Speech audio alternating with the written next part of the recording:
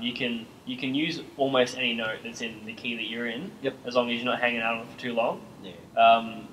Obviously, that comes down to your scale shape. So if I'm in the key of G, I have obviously G, A, B, C, D, E, F sharp, and D. So the shape that I played is the most basic shape of a major scale you can play. That's right. So you're looking at that for your major scale shape.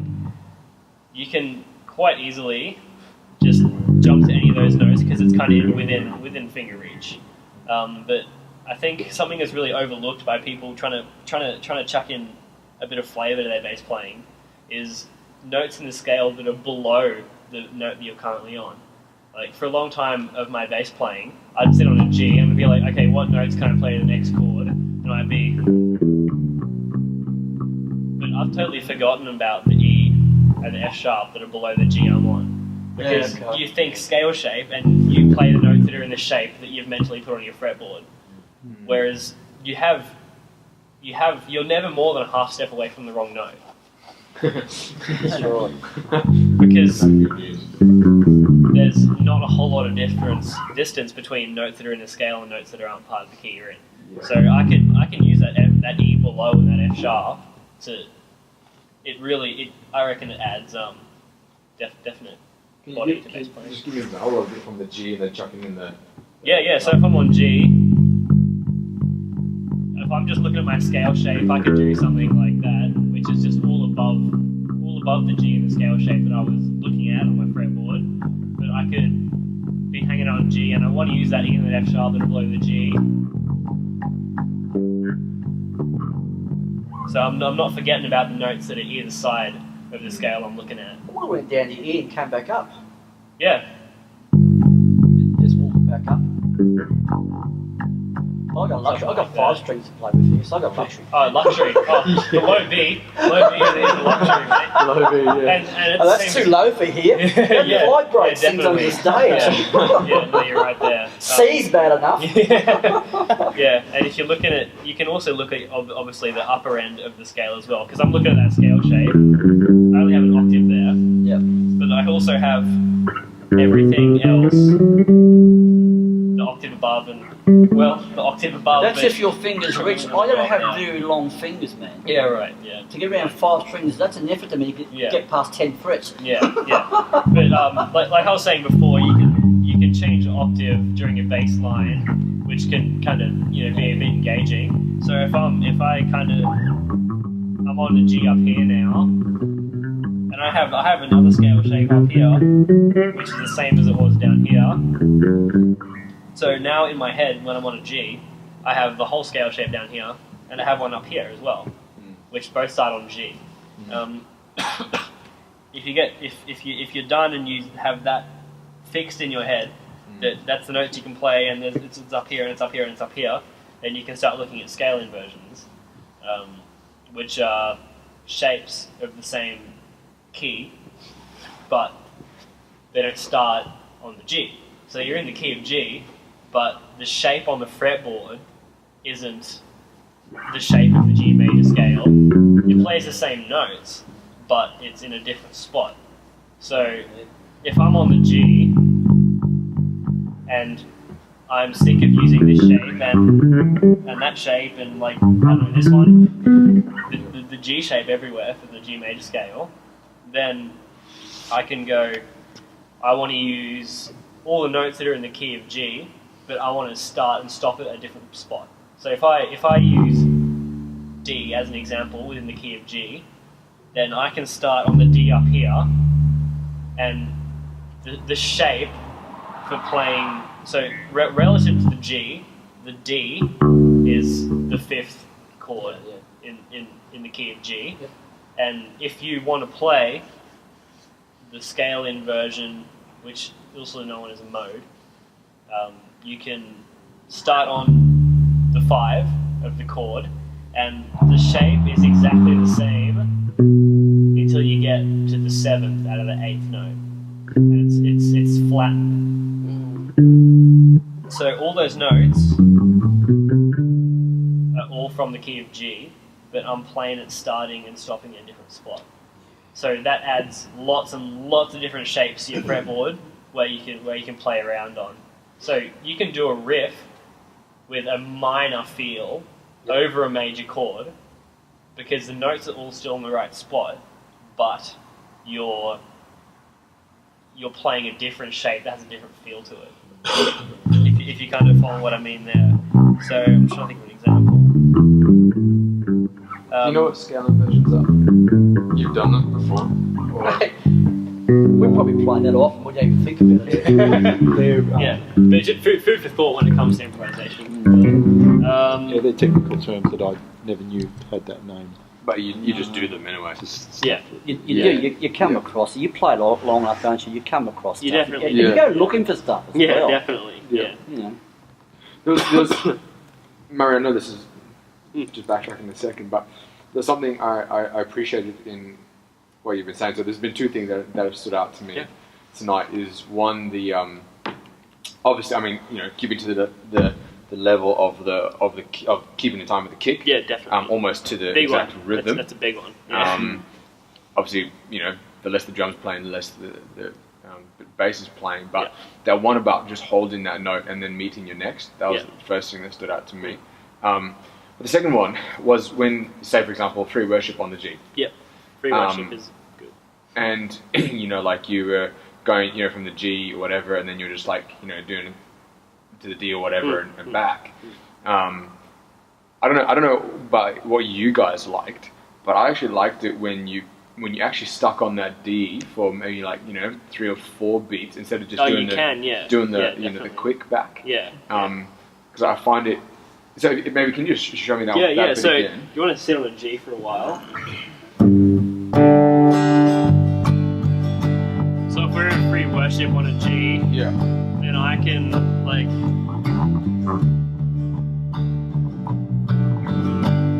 So I've gone to a different note for a while, which was the D.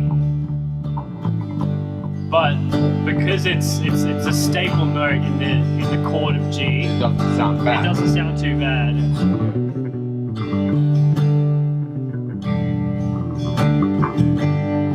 So Is that sort of what you meant? yeah, I guess I really liked it, like the simplicity of when you just instead of doing the Oh yeah, like a just sort of thing, like maybe one bridge on the way back through or something like that. But That not too much works of in when Marcus goes in the lead breaks and Oh, what guys. You definitely. really got to listen to what it's being played Yeah, you from have to the other listen to side the of the whole stage. band, definitely. Yeah. Because that's the thing. Like even though basic, bass and drums lead and drive the song in most cases. But it's not all that thing. If you listen to other stuff that happens around you and whatever else and take it in, and then you come to your free worship and it gives you options. But a lot of times you don't know it's coming. Exactly. Yeah. You can't practice it. Yeah, you need to definitely helps to. You gotta know fix your onto- musos around you. Yeah, you gotta. Yeah, it really helps to know the musos around you. Like I've been playing with Howie for 3 or 4 years. Oh, is that all? Regularly. That's quite a long time for us. I suppose. It's like, Yeah. with the same. That's a third of my life. Yeah. But you definitely get to know the people you play with, and you get to know their habits and like what chords they're going to go to, even you know what they're thinking musically. you start to know their style because Yeah. there's 3 teams at our church, and Murray and I, and then 2 of our other best mates are in one of the bands, and playing with them for so long, you know what they're going to do next, and you can sort of anticipate it, and that really helps because we know our drummer Triv so well. We know what Philly's going to do, so we know the rhythmic what we need structure of the strumming we're going to do to go into that, I guess. Wow. Yeah. So Imagine knowing the fill that Ben Chicos was Ben was going to do. I don't think even Ben knows what. Oh, that's so true. It's so good. It occurs to him halfway through. Yeah, that's so true. hang on, Halfway I'll through. just Oh, go I can do here. that. Yeah. Oh, Yeah. so what I'm doing. Yeah. That's right. Yeah, for Yeah. sure. The other thing is you guys are playing together a lot longer on average in a week than what we do. Yeah. Yeah. Right. And that's a heck of an advantage. Yeah. Yeah, it certainly is. Like we've been doing a lot of practices lately, just as a band, and like the contact time makes so much of a difference Yeah. to the way you play together, perform together. you really kind of gel with each other. You know what to say and what not to say. Well, that's right. So you don't offend them. That's right. You're young and single like most of us are married, except for Blake. But you go along and you live together as single guys at that. Like when I was growing up, we did exactly the same thing. We'd be out, if we weren't playing, we'd rehearse 3 nights a week. Yeah, that's the way to it go. It means you get to know each other. Yeah, very well. Yeah. And if poo hits the fan, then you kind of know where to go up pretty fast too, or make you strong, or take your pick. You never know which one's going to happen. Yeah, definitely. I also want to talk about bass tone. Yep. Depends greatly on whether if you have an active or a passive bass, pickup wise. So an active bass, you need a battery, you need like a 9-volt to run the pickups. Dave runs 2 9-volts. Or two in some cases. And you'll find, for the most part, on active basses, you have a bit more tonal control on the bass itself. Yeah. So on this bass, I have a high frequency cut and boost. I have a low frequency cut and boost, and I have a mid frequency cut and boost with a selector for the frequency. And I also have a pickup selector and a volume, which is kind of what you have on every bass. Yeah. It's handy. It's usually, I find, it's usually a pretty good idea to leave everything on your bass pretty much flat, because the problem with changing all your sound tonally settings on your bass is that you'll bump it, you put it in your case and it changes from how you like it.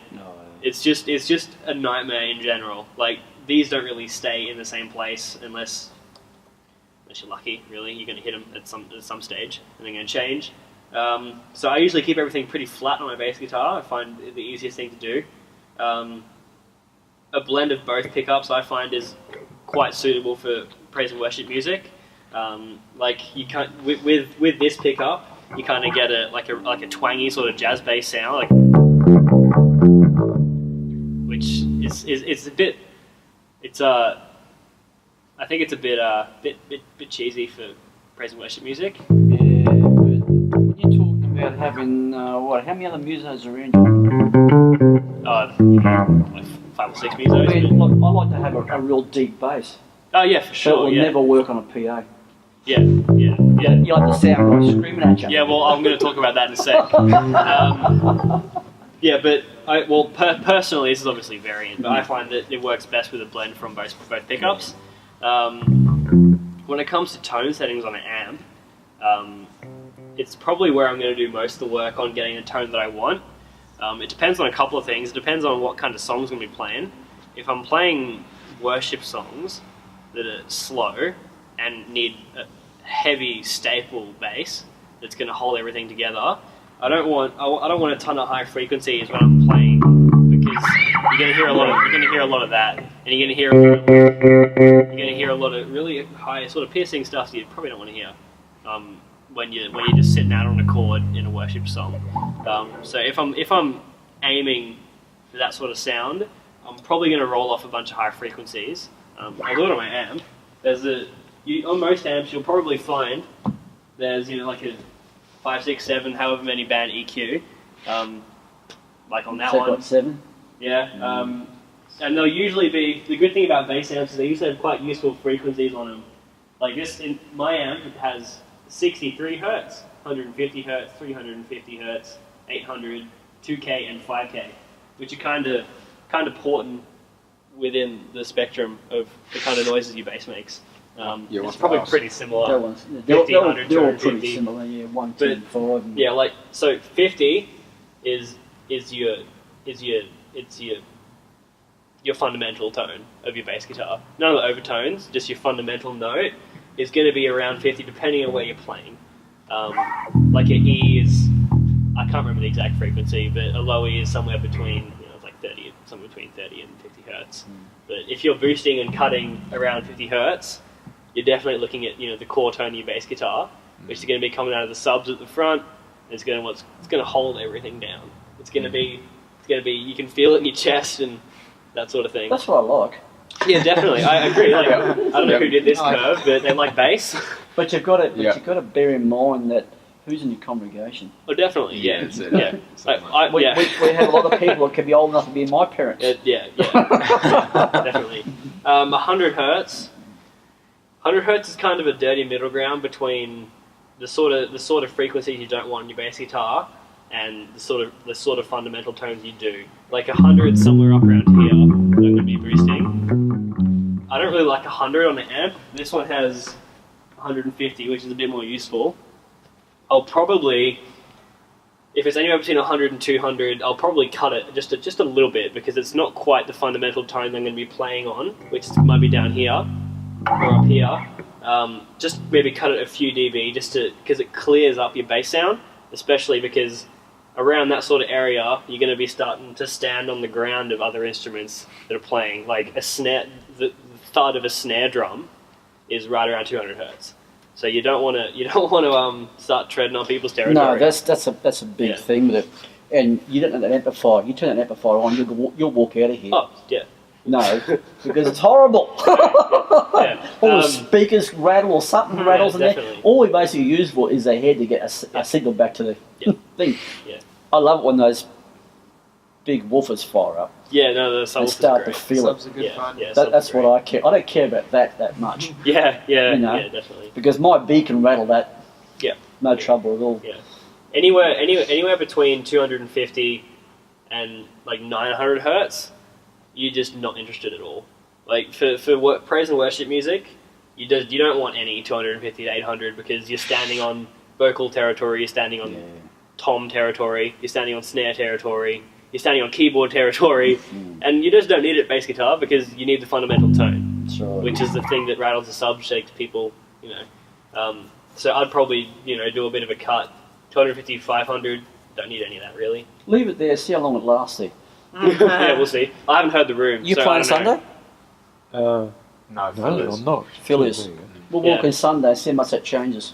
Yeah, well, I'll talk about that in a sec. Because it's not us. It's the guys that come on Friday night and go on, I like that. Yeah. 1K. Because your bass is active, isn't it? Yes. Yeah, so we both up. And it's a whole different frequency to that. Oh, definitely, yeah. And mine's different again because it's got the two batteries. Yeah. So it is dependent on your bass sound as well. Well, that's right. And then I had to work it out with the sound guy because I can kill his desk if I want to. Cut it back! Yeah. Right, that's where I find something that he's happy and then I'm still sort of satisfied with it and live with it. Yeah. 1K, unless you're playing with a pick, you probably don't want to touch it too much. No. Leave it there. 2K, you probably don't want to touch it unless you're playing with a pick.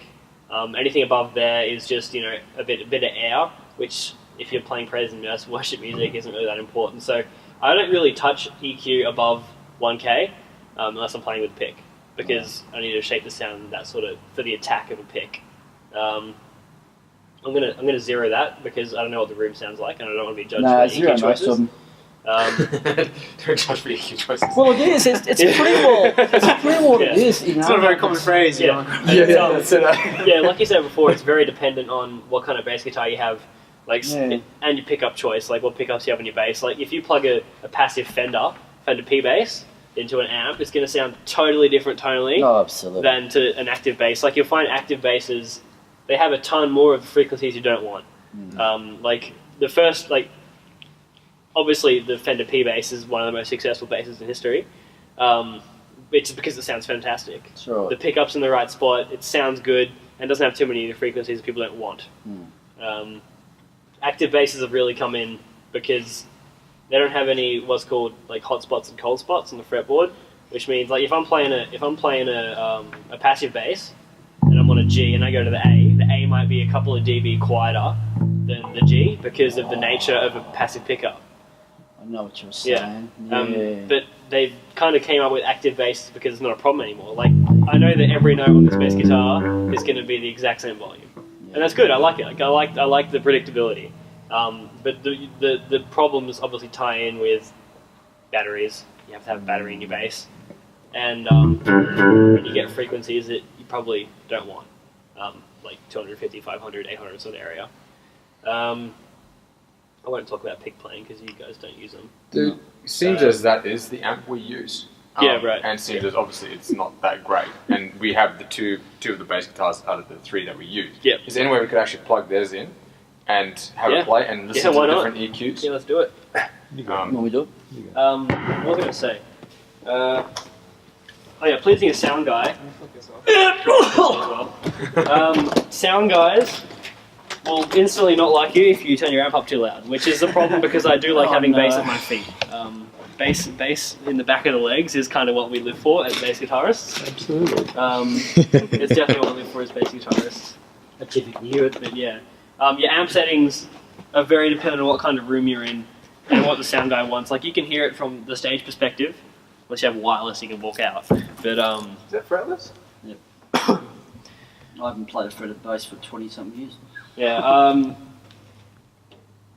yeah. Apart from that, like I don't like that. frequencies, I don't like those noises. I try to get as close to a double, to an upright bass sound as I could. Yeah, that's fair enough. Yeah, no, I do like. Do you have round rounds or flat rounds on that? Flats. Flats, yeah. I had flats on that bass for a while, but took them off because they were getting dirty. Yeah, well, the funny thing is, these are the longest lasting strings I've ever had because. Flats last forever, I reckon. No, not these ones. Even better again. Oh, really? Okay. I'm naturally acidic. Oh, right. Yeah. And, right. I kill normal strings with these ones. Plug But in? they're slightly. Oh, just the front there. Yeah, no, I'm You just right? checking we're on the wall. Yeah, You happy should be days. like a go, Let's just zero everything and start and see what kind of sound we can get going. It's okay. Master doesn't have a knob. That's alright. Oh, and left hand side. Left hand side. Left hand side. Left. Left. Yeah, that one. Yeah, I know the there's a gain. gain and level, but the master doesn't have a knob on it. No. No, that's which is Is that at like 12 It's o'clock? about 4. Yes. Or put it back on 0. I didn't really move it that much. No, just put it back on 0. Isn't that the master? though? Yeah, put it back on 0. That's probably 0. Yeah, put it on 12 o'clock. Where do you think it should be? Yeah, I know. Yeah, Yeah, I see what you mean. Yeah, just about Okay. halfway something there. Yeah, Oh, just well, a that's bit where less. it was anyway. We'll do that. Yeah. Alright, I'm going to turn compression off to start with. Because I don't like compression to start with. Don't you? Nope.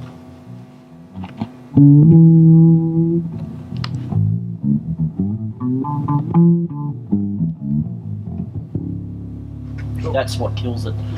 Yeah, the old low B. Yeah. And that's Blake's favourite note, the D. Yeah. When it's true there, mate, it just goes straight through your Yeah, chest. so like hang out on like a G or something, and we'll explore some frequencies. Like hear that?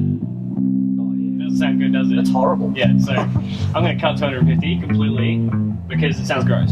I'm gonna boost 500. It's not as prominent, depending on what you play, but I'm gonna cut it a bit because I know 500, being a sound guy, is not what we want on a bass guitar. If I boost 1K. You're not going to get a whole lot because you're playing flat wounds on a fretless bass without a pick. That's right. So you're not going to hear much. So I'm just going to leave it at So 0. I don't play with those ones. Yeah, If something gets touched, it's probably extreme left one. Yeah, definitely. Yeah, I usually walk in and go, I don't like it, boom. yeah. I And know what the obviously sound you guys have 50 hertz, which is your staple bass, but that sounds something's clipping really bad in that. Yeah. Well, yeah, that would go berserk on the desk too, wouldn't it? Yeah, it depends on what their input settings are over there, but yeah, it sounds like just keep playing. Just play your low B. Hell no. No, that's the frame vibrating. Yeah, it sounds like I was having on a closer inspection. That's definitely the frame, because yeah. That needs the glue that's holding this together. That's Yeah. awesome. So the speakers haven't been blown. Speakers. No, the speakers are fine. It's a I thought the frame. speakers are No, blown. it's a frame. No, it's a frame that's Making falling your bits. frame, we'd be right. Yeah. Yeah. While we may as well look at compression while we're here because it is it's more of a sound guy thing than a bass guitar thing. But let's see what it doesn't have conventional compressor settings. It doesn't really sound like it's doing a lot apart from the level. The right one. The green one. Press your green one in. That's for the graphic. Oh, is it? Does that override? Yeah. It overrides. I usually press both of them. Okay. Yeah, that seems like it's the on for the compressor, and that's the on and the off for the graphic EQ. But Right. the light's a bit broken, so it's I meant to tell be like me. that, but now it's off.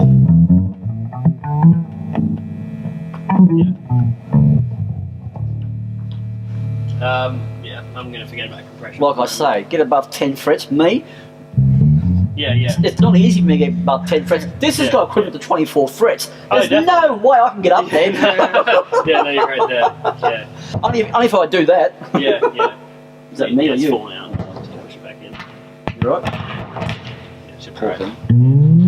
Yeah, Only if I can. I'd call that a usable tone, but like with the cabinet rattling. Yeah, I know. We got find it. Is it rattling right now? As what you said it? If you hit that big? No, because it's not loud enough. Like if it goes up a little bit loud. But I that's have it alright. play now. Yeah. Because you can hear that decently enough here, and then if it comes through. That's all we need around here, because I really rely on the amplifier to get the signal down the desk and let those big beams take over. Yeah, definitely. Yeah. And you might get a few complaints Sunday morning, but the funny thing is, we played loud Sunday mornings and no one said anything. It's not like our church. Yeah, because we have an AM and a PM. Steal that that lead off here, so I'll just power that down and not steal that one. See what my bass sounds like through this. Don't laugh. Not that bad. You'll be the same as us. It's brought you back to the fold. It's hotter. Oh, I can make mine that way too if you want me to. Yeah. I've got stuff up my sleeve that you haven't seen yet. Yeah. I'm just trying to make a tiny bit less. Because when the 18 volts kicks in, I tell you, it can really rattle things. Yeah. I had a small argument with the guys in the States over it. They didn't believe that you needed two, didn't they? No, they were spent months convincing me to put two in. Oh. Because they said, everything's designed for 24 volts. I will blow something up! There you are. So, and that's the thing, they're all designed for 24 volts, all the internals of those things. Yeah, right. So you can drop another one in if you want to, anytime you want. Yeah. When it comes to keys, obviously C is probably the easiest key to work in if you work in terms of sharps and flats, because there's none.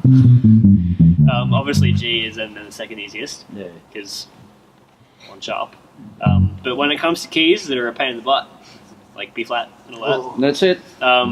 It's easier to work. It's easier to work within the key as numbers, not sharps and flats, and like obviously still chord names, but chord numbers can also be really helpful. Like if I'm in the key of G, which I've previously mentioned is my favorite key, I have my 1 chord, my 4 chord, which is a C, and my 5 chord, which is the D. And those are 3. I'm not sure what the technical name is, but it's something like primary chords is in the key or something. Yeah, that's what it is. Yeah. And then you have the rest, which is the 2 chord, which is always going to be a minor chord, which is in this case is A minor. Your 3 chord, which is always going to be minor, which in this case is B minor. Your 6, which is very important, which in this case is E minor. And then you have the 1 chord that no one will ever go to in a key, which is the 7th chord in the key, if you're in a major key, which is going to be F sharp diminished, which is gross. No one's going to do an F sharp diminished. F sharp diminished has an F sharp and has a. You will in the 12 bar. Technically, if you wanted to. Yeah. Yeah. A lot of the time it doesn't sound good, but it's actually it is in there. Yeah. But I don't particularly play that version to drag it into it. Yeah. The practical use of using chord numbers is if you're in B flat and your worship lead is like, all right, the verse in this song is a 1-4-5-4 progression. Then I know that I can go, because that's the 1 chord, that's the 4 chord, 5 chord, and the 4 chord again in B flat. It's easier than saying it's a B flat major, and then it's a E flat major, and then it's like a F. No, not quite. It's an F major, which is kind of easy. But the point is, numbers are a little bit easier in some keys when it comes to chord progressions than saying the full, the names of all the things. Like we did a song called "Christ Is Enough" in B flat, and one of the chords, as is written on the piece of paper, was like C sharp major 7 add 11 or something like that, which is relatively painful to play if you're a guitarist or a keyboard player or anyone of that. You never find the bass. Which is made a whole lot easier if it's a number. Instead of the worship leader being like, oh yeah, what's the next chord? C sharp major 7 add 11. It'd be like it's the 4 chord. Yeah, you know what I mean? That's right. Yeah, and you'll find that if you go jam with people, they're probably going to use numbers, depending on who you're hanging out with. Yep. Like 12 bars in numbers, 1, 4, 5, 4, etc., etc. Yeah, that's just a maybe useful thing. Yeah. Yeah. Sweet, man. So when you're coming back to hear us play? I'll come. All right. I'm about to go to New Zealand, so I want to come back.